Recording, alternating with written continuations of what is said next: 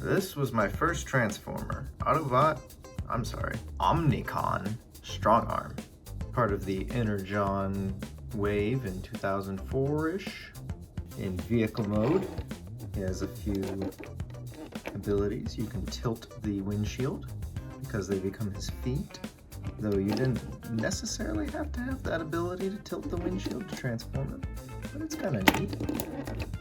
You can put him all the way down. You can put this bar down, though that would get in the way of the seats. Open the doors. Backwards. You've got an Energon spare tire. Got this crane arm thing that's also a gun. Some sort of turret. Moves around. And all of his wheels spin sometimes. It's kind of interesting. These wheels are like half wheels because on the back side is his arms. Nice sculpting all around. Enjoyable translucent red. It's got chairs and a center console. But no steering wheel. Barely any leg room. Are those supposed to be missiles? Never understood. I think they're missiles. But they might also just be supports for this roll bar here. Yeah, he looks great as a Jeep, and he looks great as a robot. You can kind of tell that it's a robot sitting down, but not that bad, really. Unless you do this. There's his head looking out at you. And this is what he looks like without his Energon attachments. In vehicle mode. Transformation's pretty simple. His arms are back here. Fold them out. Spin his head around. Spin his waist around. Flip his knees around. And though you can stand him with his feet like that, you can also pose him a little bit. Because of his transformation and his easily hidden arms, his posability is actually quite great for the time. I always enjoyed these smaller Transformers that were pretty posable. The way he transforms leaves the chairs on his rear end, giving him a cushy posterior. When I was a kid, watching the G1 cartoon and Energon concurrently, and buying whatever toys that I could. At first I thought this guy was supposed to be Hound, and then I realized, oh no, he's from a different show.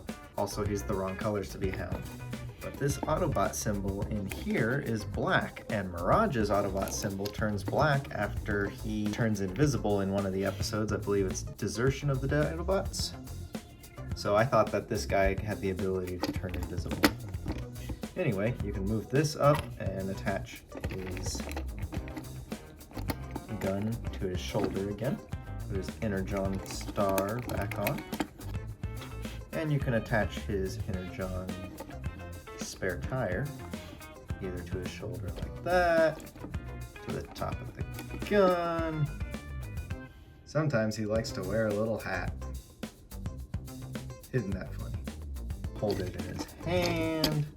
Whatever you want to do with it. Looks like he's got a pie this way. There is a seam on there. What you're supposed to do with it is break it in half and you attach it to his shoulders. Please hold it. So there he is, fully equipped in robot mode.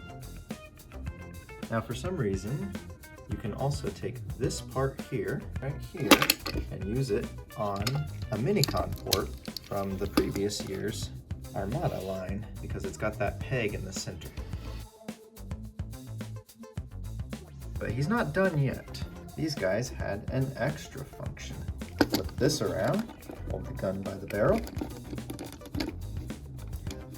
take these two halves,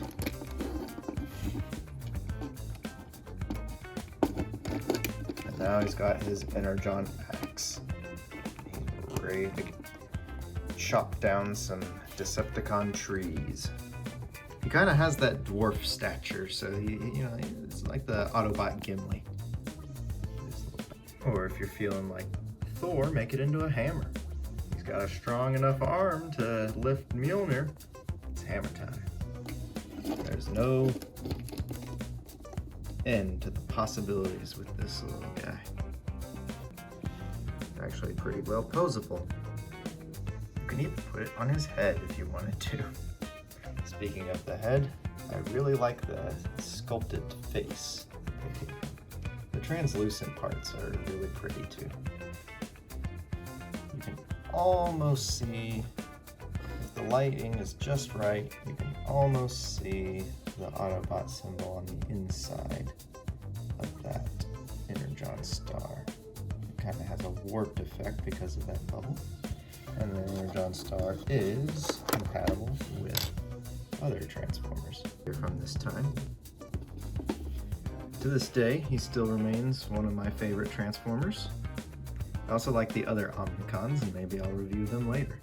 Anyway, thanks for watching, and Robots in Disguise will hopefully return in August.